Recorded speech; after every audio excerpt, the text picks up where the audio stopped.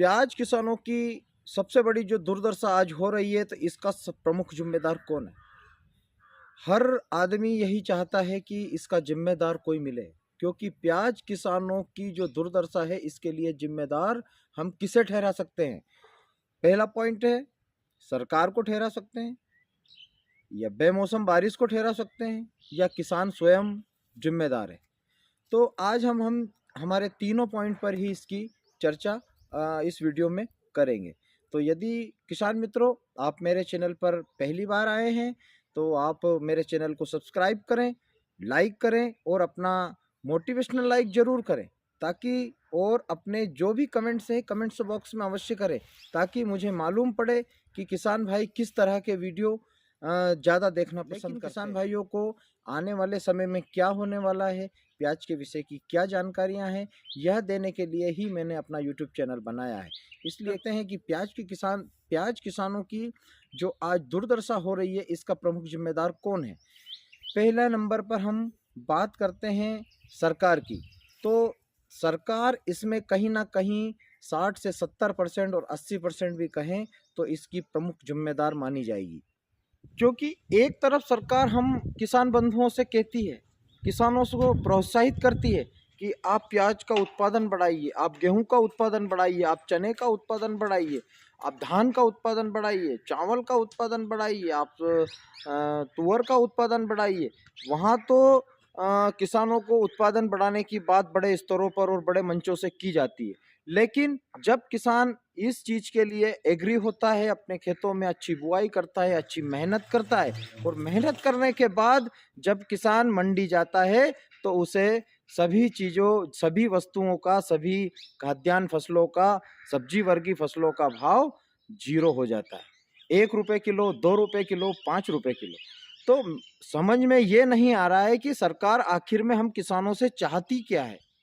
किसान रिकॉर्ड उत्पादन पैदा करता है, प्याज हुआ, लहसुन हुआ, आलू हुआ, गेहूं हुआ, रिकॉर्ड उत्पादन पैदा करता है।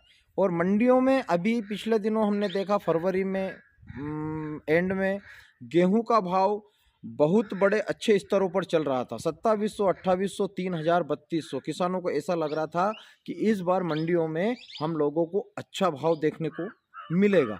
लेकिन जहां पर किसानों का गेहूं आया, पका और किसानों ने उसे मंडी ले जाना चाहा, उसका भाव औंधे मुंह गिर गया। ऐसा ही प्याज में पिछले 2 वर्षों से हो रहा है।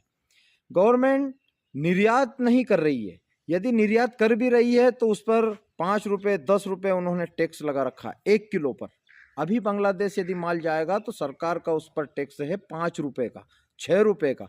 तो आप मतलब हमें ये समझाइए, हमें सरकार से यह पूछना है, हम किसानों से किसानों के पास में जब अब चुनाव के समय में हमारे विधायक, एमएलए और हमारे एमपी आएंगे, तो हम लोग उन लोगों से यही क्वेश्चन करना है कि आप लोग हर वर्ष हमारे लिए क्या कर रहे हैं, किसानों की फसलों के लिए क्या कर रहे हैं, इसका एक एमएसपी आप क्यों नहीं तैयार करते, जिससे हम किसानों को एक ये लगे कि हम 5 रुपए के, 10 रुपए के, 15 रुपए, 20 रुपए, हम 30 रुपए में हम हमारा एमएसपी यदि हमें मिलेगा तो हम उसका अच्छा उत्पादन करेंगे।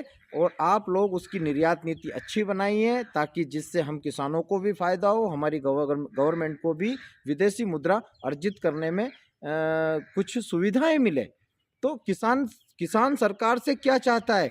कोई बोनस की बात मैं नहीं कर रहा हूँ, किसी बीमे की बात मैं नहीं कर रहा हूँ, किसी भी प्रकार के प्रलोभन की, किसी मुफ्त राशन की बात मैं नहीं कर रहा हूँ कि किसानों को आप मुफ्त में बिजली दीजिए, किसानों को मुफ्त में आप 2 लाख रुपए दीजिए, 1 लाख रुपए दीजिए। हमें मुफ्त का नहीं चाहिए, लेकिन हम किसानों को सिर्फ क्या चाहिए, हम किसानों को चाहिए कि हमारी फसलों का जो भी भाव हो वह एक सुनिश्चित हो, ताकि हम हमारे बाल बच्चों को भी अच्छे स्कूलों में पढ़ा सकें, उनकी अच्छी ट्यूशन लगवा सकें, अच्छी खेती में अच्छा खर्च कर सकें। तो इसलिए सरकार कहीं ना कहीं किसानों की दुर्दशा के लिए सरकार भी कहीं ना कहीं 80% जिम्मेदार है।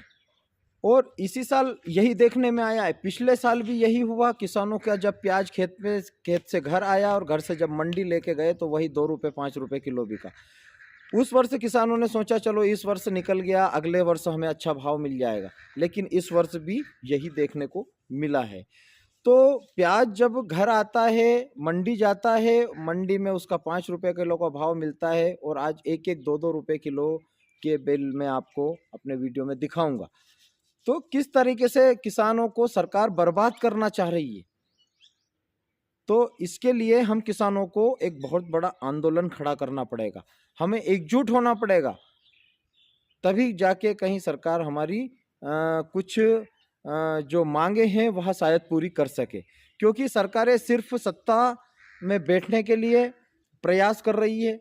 सत्ता में हम फलानी पार्टी को हरा देंगे, हम ये कर देंगे, हम उसे हरा देंगे, हम ये कर देंगे, हिंदू मुसलमान की बातें कर रही हैं। अरे भैया, हिंदू मुसलमान से देश नहीं चलेगा। इस भारत देश की रीढ़ की हड्डी हमारा किसान है, हम लोग हैं। हम लोगों पर ध्यान दो, वरना यह भारत थोड़े दिनों के। हमारा दूसरा पॉइंट आता है कि बेमौसम बारिश। तो बेमौसम बारिश और प्रकृति और किसान की लड़ाई, यह तो हमेशा चलती रहेगी।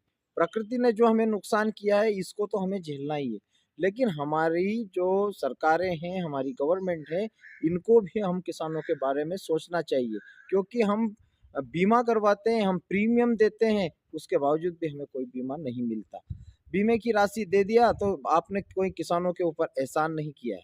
कहीं ना कहीं बेमौसम बारिश इतना नुकसान कभी बहुत 10 सालों में एक बार ऐसा लगता है कि बेमौसम बारिश से ज़्यादा नुकसान किया है, लेकिन बेमौसम बारिश होती है, इतना नुकसान देखने को नहीं मिलता। 5 से 10% हमें नुकसान देखने को मिलता है। हमारा स्वयं किसान, तो किसान किस प्रकार से अपनी ही दुर्दशा का जो कारण बना है, वह क्यों बना है?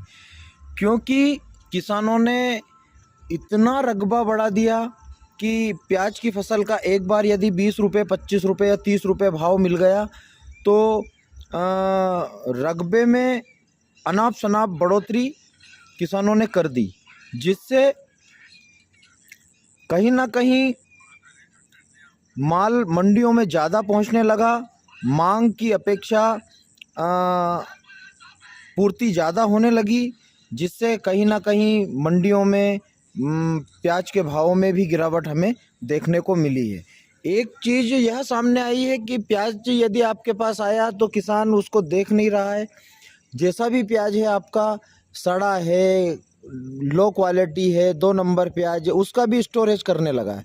तो आप 1 नंबर प्याज का स्टोरेज करें, अच्छी प्याज का स्टोरेज करें, वहाँ तक ठीक है, लेकिन 2 नंबर 3 नंबर प्याज का भी स्टोरेज प्याज किसानों ने शुरू कर दिया। तो कहीं ना कहीं अपनी दुर्दशा का कारण स्वयं किसान भी निकल कर सामने आया है।